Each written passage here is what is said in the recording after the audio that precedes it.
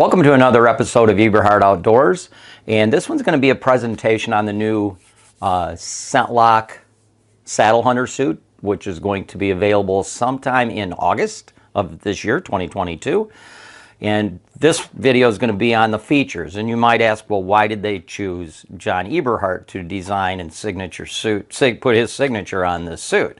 Well, I've been saddle hunting for 42 seasons. I started in 1981, and of the 52 book bucks that I've taken, 46 of them have been from a saddle. And I started using ScentLok in 1997, and I've taken 40 book bucks since I started using ScentLok in 1997. So obviously those are all the same ones that I took with the saddle because I was using it in conjunction with the saddle. So I know a lot about saddle hunting, probably more than anybody in the country.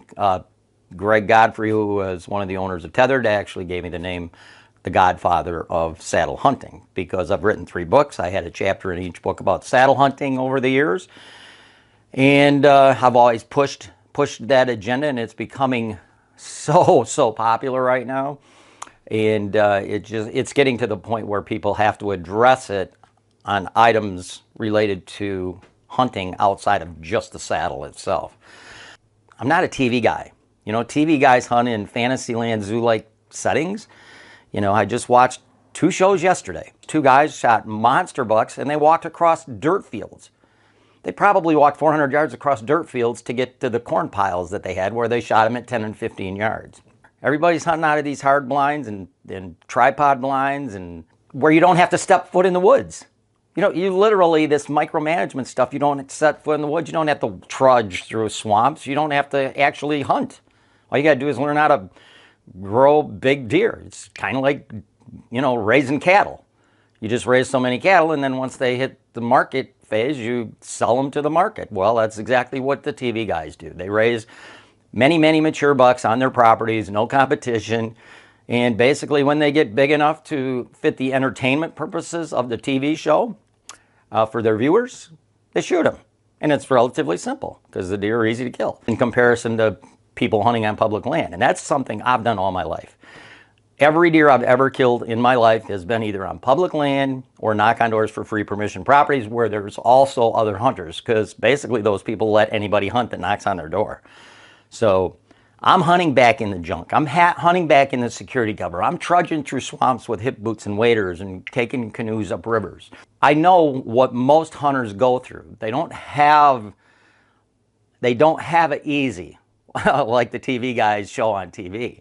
You know, they have to pay attention. They have to pay much greater attention to detail, and scent is obviously one of them. To me, scent control that you see on TV is relatively meaningless because those deer, you know, they pass by hunters as they're growing to the kill status with no negative consequences. So obviously they tolerate a lot of human odor, and they tolerate just a lot of things. And there's lots of mature bucks, and they move a lot during daylight hours. So they're just much simpler. They're simple to kill. 50% of the hunters, bow hunters in the country, could kill the same bucks these TV guys are killing on the same properties, given the opportunity. I personally wouldn't want to do that. I like to earn what I kill. I'm going to go over the features of this new Saddle Hunter suit. Both of them are going to have 180 grams of fleece, which is a heavy fleece exterior, and it's going to have 180 grams of fleece on the interior as well. So it's going to have a deep nap fleece exterior and a deep nap fleece interior, and that's going to be the jacket and the pant both. They're also going to both have a polyurethane membrane. Now, a polyurethane membrane is waterproof. So that membrane is going to be throughout the whole entire fabric of the suit. But it has to be labeled as windproof because wherever there's a seam, they didn't tape it with waterproof material. So the 2 waterproof membranes are basically overlapped in the fabric, and then they're stitched. So even though it's only labeled as windproof, it would have to rain relatively hard for you to get wet when it's raining. It'd have to seep through the polyurethane membranes on basically two layers through the seam. The pattern on both of these is going to be Mossy Oak DNA. Now, Mossy Oak DNA typically prints relatively dark, but because this is a deep nap fleece, it prints much lighter than it does on a micro fleece, which is what most clothing is made from. It's also going to be designed, this suit was designed by me for ScentLok, and it's going to be designed from the inside out as far as the fit. So if you wear a medium, regularly wear a medium during the early season, you'd also wear a medium when it gets colder, which is what this suit's designed for, because this suit is designed so that you can layer underneath it on an as-need basis. I have a disdain for heavy, bulky, cold weather suits where you have to wear it on your entries and exits because it makes you overheat. And also, you're stuck with that. It is what it is. You want to be able to sit and change your underlayers on an as-need basis, which this suit is designed to do because I designed the fit from the inside out, not from the outside in. The first one I'm going to show you is the jacket to show you the features. So you can see the fleece. You can see it's got a lot of light spots in it. This print's considerably lighter than on microfabric, micro fleece. It has a cell phone pocket up here at the top, zippered cell phone pocket, and it actually has a zipper garage, so you can slide the zipper up underneath the garage, and that keeps this down so you don't catch this on your string during a shot. Also has zippered slash pockets on each side. Now the unique thing about this is not only are they zippered, they're also much higher on the jacket than they would be on a normal jacket. And the purpose of that is when you are wearing a saddle, it kind of comes around in the front of you, and with typical slash pockets on a jacket, the saddle is actually covering them up. You don't have easy access to it. Maybe you can get in the top of them, but you can't reach your hand down very well into the bottom of the pocket. By bringing these pockets up higher, they have easy access, and you can reach all the way down into the bottom of the pocket on each side. And there are fleece lines, so they are also hand warmer pockets. Just in the inside of the suit, you have the 180 grams of heavier fleece interior. And the actual carbon alloy liner is just on the other side of this fleece interior. So it's going to be on the body side of the polyurethane membrane. So it's going to be like this. You're going to have an exterior fleece, 180 grams of exterior fleece. Then you're going to have a polyurethane membrane. And below that, you're going to have on the body side of the jacket, you're going to have 100 grams of Thinsulate insulation. And then you're going to have the activated, the carbon alloy, activated carbon, treated carbon, and zeolite. And then you're going to have this interior fleece. So you're going to have fleece, polyurethane membrane, Thinsulate insulation, carbon alloy liner, and then interior fleece. It's going to be the same exact way on the pant as well. Another thing I designed in this is a real short elastic cuff. I don't like long elastic cuffs because there's no carbon in these cuffs. So it's just more area potentially for odor to get out. So the shorter this is, the better. And your ScentLok gloves are going to overlap these anyway. Another thing I designed into this, which I think is really, really cool, is it has a very short front collar. You can see the stitching on there. It's relatively short. It's about 1 inch. So to me, I don't like those collars that are 2.5 inches high and they stick up and they touch your neck. Because as a bow hunter, you're turning your head all the time. Look in this direction, look in that direction. And you chafe your neck if you've got too much stuff riding on underneath your chin. So by having this short collar in the front, it negates that. But the collar, as it comes around to the back, it goes under your ear, and as it's doing that, it's rising. So it's 3 inches tall in the back. So you got a short collar in the front, and it rises, goes underneath your ear, and it's tall in the back to stop wind from blowing down the back of your neck. There's also a port here for tree stand hunters that use safety harnesses, vests. Again, there's 100 grams of Thinsulate in the body of the suit, and there's 80 grams of Thinsulate in the arms of the suit. It also has, not much of one, but it does have one. It has a shirt tail hem in the back of the jacket. I don't know how well you can see that, but the jacket, it comes around here at the waist. You know, it's going to be down here. It's a little longer than a regular jacket. It's between a jacket and a parka length, but it comes around straight, and then when it hits the side of your waist on both sides, there's going to be a seam up the side, and then beyond that, it dips down. So the back of the jacket dips down so it overlaps your pants better, and that keeps wind from blowing up through that gap area in your pant and your jacket. And it also helps it overlap the pant for scent control purposes as well. You get that extra additional length there with activated carbon in it to help absorb any odors that might escape through the waist area. I designed this suit for rut phase hunting. In all 3 of the books that I've written, I did a lot of Pope and Young book research. And 55% to 65% of all P&Y buck entries from every state over many, many years have been taken during the rut phases. So you're looking at states, Michigan, for instance, where I'm from, we have a 3-month deer season. There's some special seasons in September, but a lot of states have, you know, mid-September through January. So a lot of states have, you know, 3 to 4, some even have 5-month deer seasons. So if you got a time frame of 3.5 to 4 weeks of the rut phases, where 55 to 65% of the deer are killed that are Pope and Young, you know, the bigger bucks, that's obviously when you're going to want to target most of your attention for hunting. So I designed this suit for rut phase hunting, and that's why it has insulation in it, and it has the heavier fleece exterior to mask the noise of the membrane, plus it adds a little more warmth to it. You know, typically in the Midwest, during the rut phases, which is late October through mid-November into maybe a little bit of touch into later November, the temperatures are going to be 20 to 40 degrees. So that's what this suit's designed for. This suit is designed for 20 to 40 degree hunting. And then if it gets below that, you can still hunt down to 0 degrees. You just want to put some additional layers underneath it, or maybe a heated vest. I highly recommend, I don't care whose heated vest you get, I highly recommend, if you're hunting in severely cold weather, getting a heated vest as a layer garment to wear underneath your ScentLok. So that's the jacket.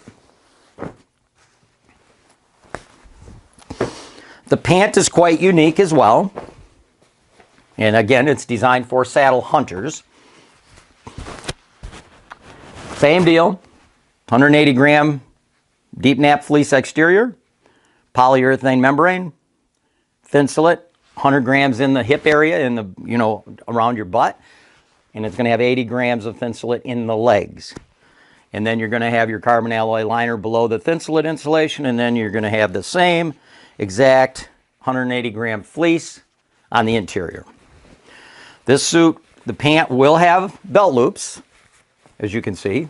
The pants also have a rise in the back, probably, looking at it here, I'd say 1.5 to 2 inch rise in the back. So while the jacket has a shirt tail hem, the pants have a rise in the back of the pant, just to guarantee that extra overlapping so no odor can get through there and no wind can come up through that area where the jacket overlaps the pants.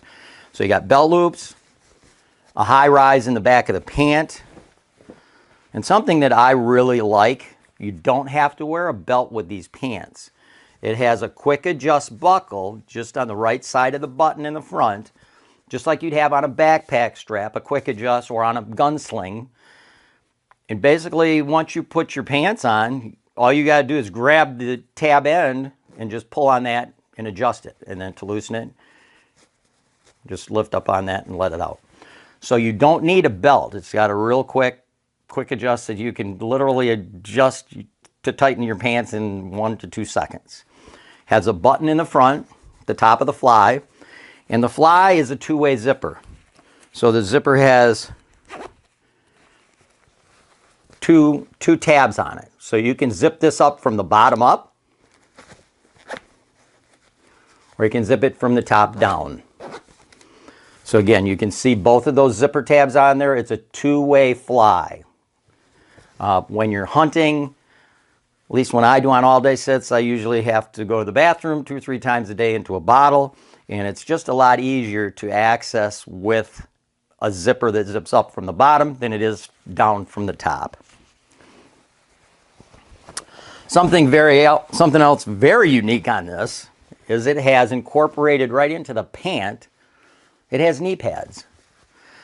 So these knee pads are not really heavy. There's not a whole lot of depth to these knee pads, but they're on top of 180 gram of fleece exterior, 100 or 80 grams of thin slit insulation, and then 180 gram of fleece on the interior. So there's quite a lot of literally pant below this thinly padded knee pad.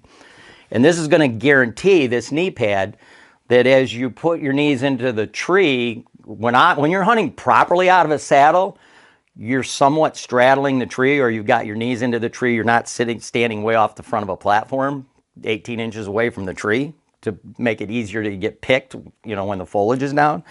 You're basically into the tree. So you have a lower body profile, so there's less odds of getting picked. And when you're into the tree and you've got your knees against the tree, especially on rough bark trees, it'll wear the fabric on your pants down really fast if you don't have some form of a knee pad or something hard on the surface to withstand, you know, all that bark from cutting into the fabric.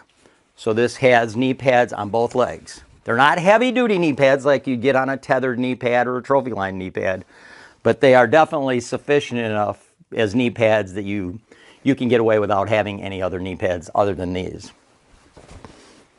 Concerning pockets, there are no pockets on the rear of the pant. When you're hunting out of a saddle, you have no access to your rear pockets, so there's no reason for them to be there. It just adds to the cost, and there's no function for them.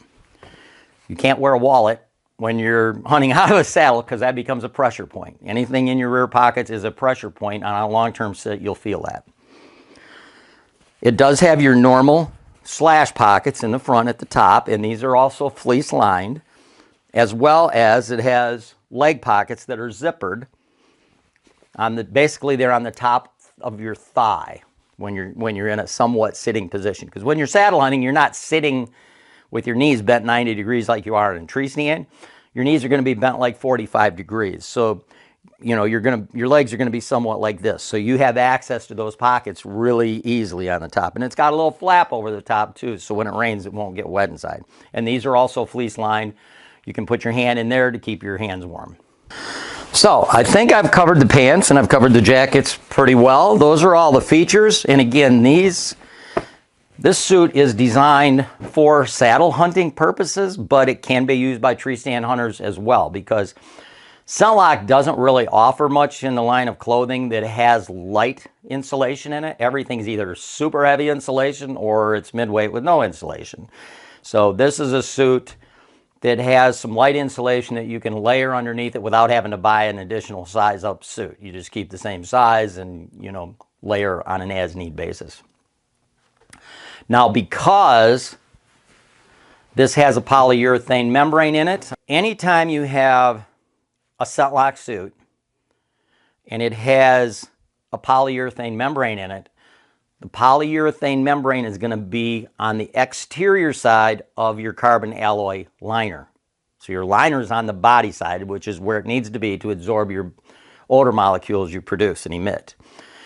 So the care instructions are a little bit different because polyurethane does not allow a lot of airflow through it. So if you put this in the dryer just as it is with the exterior out, the interior, you know, the carbon underneath this light, or this 180 gram fleece interior is not going to get as hot because this is getting the majority of the heat on the exterior and it's not passing through that membrane and getting to the carbon as well. So whenever you deabsorb on any ScentLok with a polyurethane membrane in it, turn it inside out. Then throw it in the dryer to deabsorb it. That way the entire heat from the dryer is going through this permeable fleece and it's hitting that activated coconut carbon, treated carbon, and zeolite. So it's hitting that carbon alloy liner and it's deabsorbing it in much more effectively than if you tried to deabsorb it from the outside in. Then it would be advised also, once you ran it through your 40-minute dryer cycle, to flip it back the other way. So now it's back to its natural state exterior wise, and throw it in for another 10 minutes. That extra 10 minutes will just kind of guarantee, if you've got any odors on your exterior fabric, that it's going to kill that as well. And that goes for pants and jacket, and not just on the Saddle Hunter suit. Any ScentLok suit that has if it's labeled waterproof or windproof, if it's got the word proof behind it, that means it has a polyurethane membrane in it. If it says resistant, it's a treatment. So that's irrelevant. You know, you can deabsorb it as normal. But if it says waterproof or windproof, you need to turn it inside out to deabsorb it properly and more effectively. Also, in the description of this video, you're going to have a couple of links. The first link is going to take you to a ScentLok site where you can sign up whatever size you need, and they will actually notify you when that piece is ready. I suggest you sign up. There's only 1,500 suits that are going to be made of this. Because it's a special makeup suit, basically. It's not in their catalog. So it's only 1,500 pieces, and I suggest you sign up for that notification. And then once you get that notification, I think if you don't purchase it within a week at least, I think they will be gone. Or at least the main sizes will be gone. Your larges through 2Xs. There's going to be another link, which is just kind of a feel-good link. ScentLok came over and we did a video on just hunting and hunting related, a little bit of my history. And it's just a feel-good thing about hunters enjoying nature. And, it's not just about the kill, it's absorbing nature. And if I would not deer hunt if it was just to kill a deer every year. It's all about being outdoors, being in the woods, and enjoying and taking in nature. Hopefully ScentLok will let us do a backpack next year. I'd like to see them do a waterproof head cover with a drop-down face mask so you don't have to wear a hood, because I hate rain suits with hoods.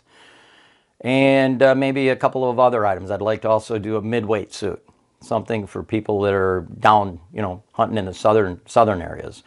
And even in the South, I think, eventually throughout the course of the season, a lot of the ruts in the southern states start December and January, and it does get colder there, so I think you could still wear this. You wouldn't want any undergarments under it, but, you're hunting in 30, 40 degrees, I'm sure, by the time the rut phases come around. So, and also, if you live in the South, cold to you may be 50 degrees, where cold to me is 35 degrees. So, it's just a little bit different. But anyway, thank you for watching this video. And if you like, please hit like and subscribe.